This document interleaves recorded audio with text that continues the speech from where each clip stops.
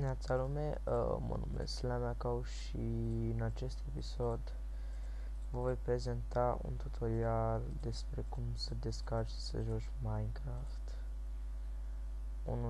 1.6.4.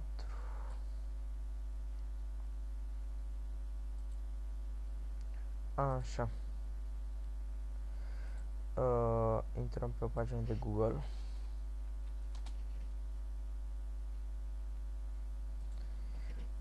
Căutăm Minecraft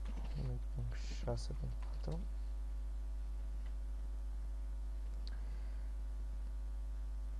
Intrăm pe acest link www.minecraftromania.ro și luăm Minecraft 1.6.4. Eu deja l-am luat. Mi se pare că aici. Și nu mai trebuie să-l iau.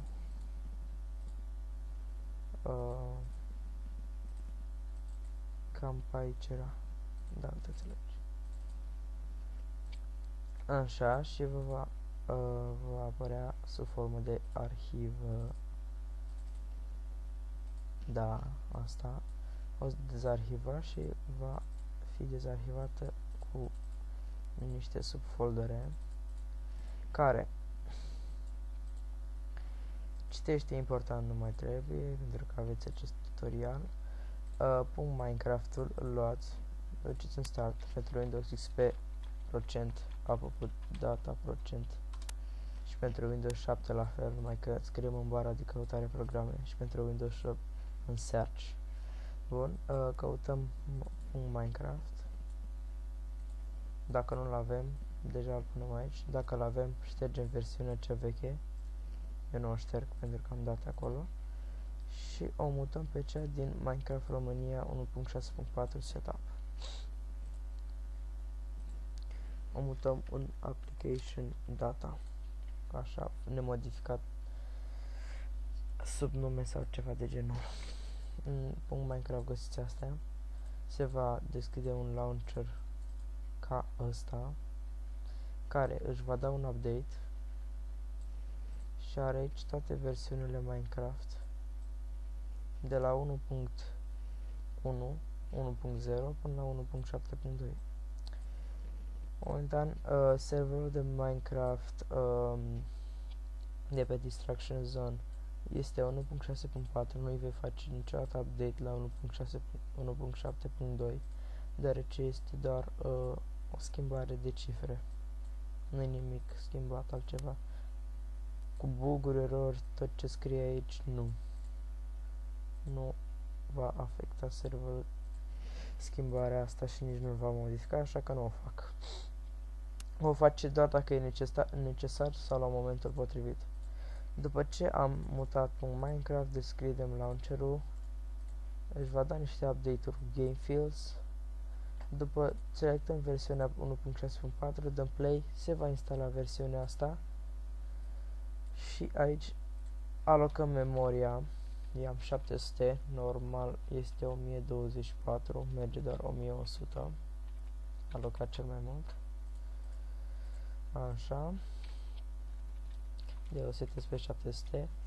În caz că setați pe 1024 și nu vă mai rămâne memorie RAM alocată liber, s-ar putea să vă dea o eroare pe nume Java Virtual Machine Launcher. Vă duceți frumos în Run, scrieți la 100 temp, pardon, la 100 temp, la 100. Aici găsiți aici găsiți toate erorile serverului, pardon, Windows-ului. Le dați Shift Delete imediat.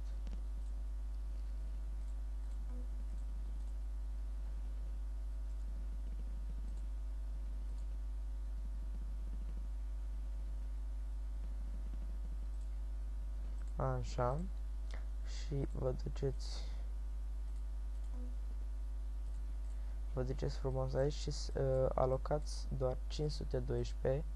Aici username-ul, dacă aveți premium bifați, eu am premium așa că nu voi scrie nicio parolă, nimic aici momentan. Și dați play. O să miște puțin cam greu, deoarece filmez cu Cam Studio și aș trebui să filmez cu Fraps. Dar mi-e lene. Și asta e dacă mi-e lene.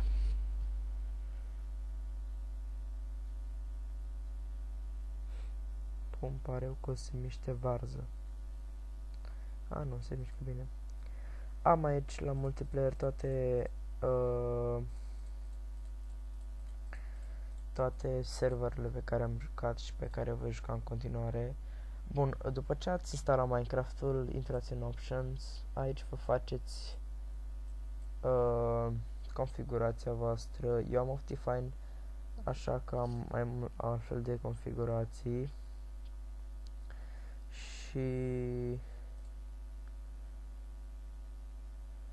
cea mai sigură configurație va fi asta pe care am setat acum. Așa, aceasta este.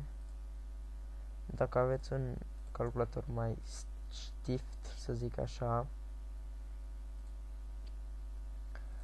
o trageți toate bările sau dacă aveți Optifine vă va spune dacă este adecvat să fie on sau off. Dacă este off este faster, dacă este on se mișcă mai greu și celelalte chestii. Vedeți voi. Și cam atât. Din toată asta, multiplayer, adăugați IP-ul la server. Deocamdată DNS-ul nu merge, așa că vom rezolva și cu DNS-ul.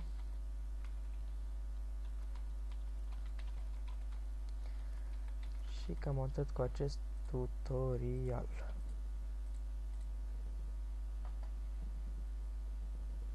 Ciao les.